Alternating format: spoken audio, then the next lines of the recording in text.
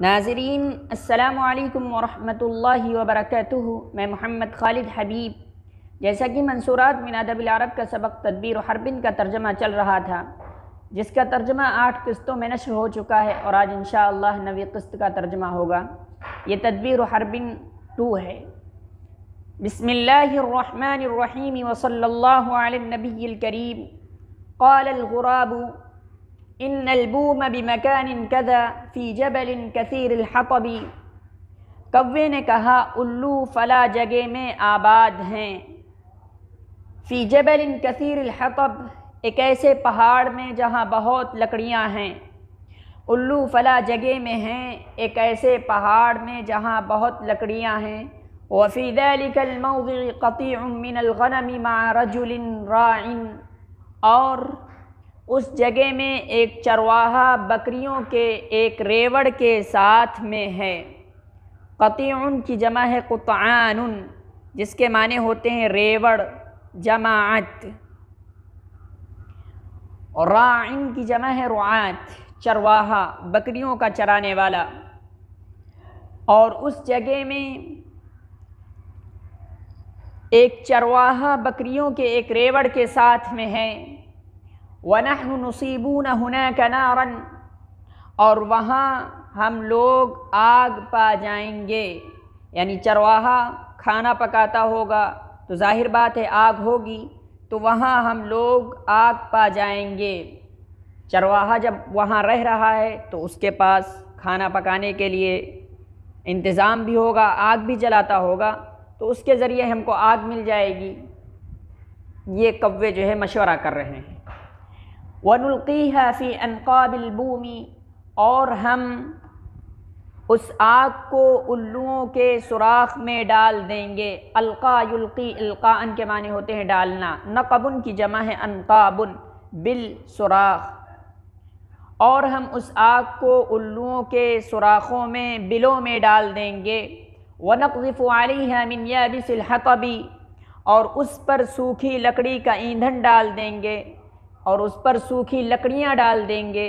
نَتَرَاوَحُ عَلَيْهَا ضَرْبًا بِأَجْنِحَتِنَا، اور پھر اس پر یعنی آگ پر ہم لوگ پنکھا جلیں گے، پر اپنے پنکھوں کو مارتے ہوئے۔ قذف یقذف کے معنی ہوتے ہیں پھینکنا، ڈالنا۔ یابس الحطب یعنی سوکھی لکڑیاں۔ اور ہم لوگ پنکھا جھلیں گے اپنے پنکھوں کو مارتے ہوئے، اپنے پروں کو مارتے ہوئے، پھڑپھڑاتے ہوئے ہم لوگ آگ پر پنکھا جلیں گے۔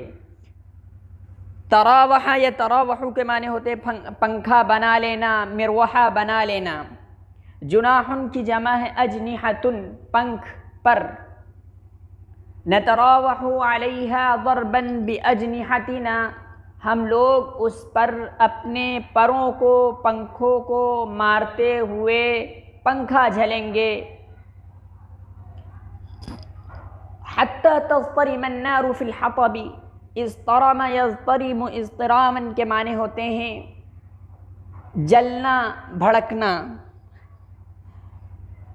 حتی تضطرم النار فی الحطب، یہاں تک کہ آگ جل جائے گی لکڑیوں میں، یہاں تک کہ لکڑیوں میں آگ جل جائے گی، یہاں تک کہ آگ لکڑیوں میں جل جائے گی۔ فمن خرج منہن احترق ومن لم یخرج مات بالدخان موضعہ، تو جو بھی الو اس سوراخ سے نکلے گا وہ جل جائے گا، تو جو کوئی بھی الو اس سوراخ سے نکلے گا وہ جل جائے گا۔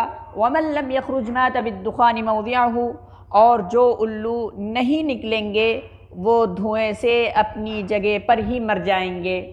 ففعل الغربان ذلك، تو کووں نے اسی طرح کیا۔ فأهلكنا البوم قاطبة، تو ان سب نے یعنی کووں نے الوؤں کو ہلاک کر دیا، مار ڈالا۔ قاطبۃ، سارے کے سارے الوؤں کو۔ قاطبۃ، تمام کے تمام، سارے کے سارے الوؤں کو مار ڈالا۔ یابس الحطب کے معنی ہے خشک لکڑی۔ تو جو الو نکل آئے گا وہ تو ظاہر بات ہے جل جائے گا، اور جو نہیں نکلے گا وہ دھوئیں سے مر جائے گا۔ کووں نے اسی طرح کیا اور کووں نے الوؤں کو ہلاک کر دیا، مار ڈالا، سارے کے سارے الوؤں کو مار ڈالا۔ وَرَجَعْنَا إِلَى مَنَازِلِهِنَّ سَالِمَاتٍ آمِنَاتٍ، اور کوے اپنے گھروں کو واپس ہوئے سلامتی کے ساتھ اور چین کی سانس لیتے ہوئے، یعنی سلامتی اور امن و امان کے ساتھ واپس ہوئے۔ ثم ان ملک الغربان قال لذلك الغراب، پھر کووں کے بادشاہ نے اس کوے سے کہا، یعنی جس کو جو ہے بھیجا تھا، جس کے پر اکھڑ گئے تھے اور وہ الوؤں کے درمیان میں رہا تھا، اس سے بادشاہ نے کہا، پھر کووں کے بادشاہ نے اس کوے سے کہا، کیف صبرت علی صحبت البوم، تم نے الوؤں کی ہم نشینی کو کیسے برداشت کیا، تم نے الوؤں کی ہم نشینی کو کیسے برداشت کیا۔ ولا صبر للاخیار علی صحبت الاشرار، حالانکہ اچھے لوگوں کو بروں کی صحبت پر صبر نہیں ہوتا ہے، یعنی بروں کی صحبت اچھے لوگوں کے لیے قابل برداشت نہیں ہوتی ہے، اچھے لوگوں کے لیے بروں کی صحبت قابل برداشت نہیں ہوتی ہے۔ فقال الغراب، تو کوے نے کہا، انما قلته ایھا الملک لذلك، تو اس کوے نے کہا، اے بادشاہ سلامت، جو آپ نے کہا ہے ویسا ہی ہے، یعنی حقیقتاً ایسا ہی ہے۔ ولكن العاقل اذا اتاه الامر الفظيع العظيم الذي يخاف من عدم تحمله الجائحة على نفسه وقومه، لیکن عقل مند کو جب کوئی بڑی پریشانی، بڑا معاملہ اور بڑی پریشانی، مصیبت کا سامنا ہو، جس کے برداشت نہ کرنے کے باعث، یخاف من عدم تحملہ الجائحة، جس کے برداشت نہ کرنے کے باعث اپنے اور اپنی قوم کی ہلاکت کا خطرہ ہو، لم یجزع من شدت الصبر علیہ، تو اس پر سخت صبر سے گھبراتا نہیں ہے، یعنی تو اس زیادہ یعنی بہت بڑی پریشانی کا سامنا ہو تو وہاں پر صبر سے، جو سخت اور شدید صبر ہو، اس سے گھبراتا نہیں ہے۔ لم یجزع من شدت الصبر علیہ، تو اس پر سخت صبر سے گھبراتا نہیں ہے۔ لما یرجو من ان یعقبہ صبرہ حسن العاقبۃ وکثیر الخیر، صبرہ حسن العاقبۃ وکثیر الخیر، اس امید کے ساتھ کہ اس کا صبر اچھا اور بہت زیادہ بھلائی لے کر آئے گا، اچھا انجام، حسن العاقبہ، اچھا انجام اور بہت زیادہ بھلائی لے کر آئے گا، اس امید کے ساتھ میں اس پر صبر کرتا ہے کہ اس کا صبر، ان یعقبہ، اعقب یعقب، اعقابا کے معنی ہوتے ہیں نتیجہ لانا، نتیجہ پانا، تو اس کا صبر اچھا انجام اور بہت زیادہ بھلائی لے کر آئے گا۔ فلم یجد لذلک الما، تو وہ اس کو کوئی تکلیف نہیں پہنچتی ہے، یعنی جب وہ صبر کرتا ہے تو اس کو کوئی تکلیف نہیں پہنچتی ہے، وہ کوئی تکلیف نہیں سمجھتا ہے۔ ولم تکرہ نفسہ الخضوع لمن هو دونہ، اور اپنے سے کمتر کے سامنے انکساری اور جھک جانے کو برا نہیں سمجھتا ہے، یعنی جب بہت زیادہ بڑی مصیبت کا سامنا ہو، بڑی مصیبت درپیش ہو، بڑا معاملہ درپیش ہو، جس کے برداشت نہ کرنے کے باعث، جس کے برداشت نہ کرنے کی حالت میں وہ اپنی اور اپنے قوم پر جو ہے ڈر رہا ہو، خطرہ کر رہا ہو۔ الجائحہ کے معنی ہوتے ہیں تباہی، آفت، بربادی، جائحۃ جوائح، تباہی، آفت، کہ وہ ڈر رہا ہو ہلاکت سے، تباہی سے اپنے اور اپنی قوم پر، تو وہ سخت صبر سے اس پر گھبراتا نہیں ہے، اس امید کے ساتھ میں کہ اس کا صبر اچھا انجام اور بہت زیادہ بھلائی لے کر آئے گا۔ فلم یجد لذلک الما، تو وہ اس کو کوئی تکلیف نہیں پہنچتی، یعنی اس کو کوئی تکلیف وہ نہیں لگتی ہے کہ کوئی تکلیف ہے۔ ولم تکرہ نفسہ الخضوع لمن هو دونہ، اور وہ اپنے سے کمتر کے سامنے انکساری اور جھک جانے کو برا نہیں سمجھتا ہے۔ حتی یبلغ حاجتہ، یہاں تک کہ وہ اپنی ضرورت اور اپنا مقصد حاصل کر لیتا ہے۔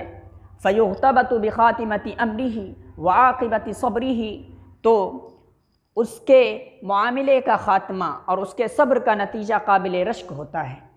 فقال الملک، تو بادشاہ نے کہا، اخبرنی عن عقول البوم، تو مجھ کو الوؤں کے عقل کے بارے میں بتاؤ، مجھے الوؤں کے عقل کے بارے میں بتاؤ۔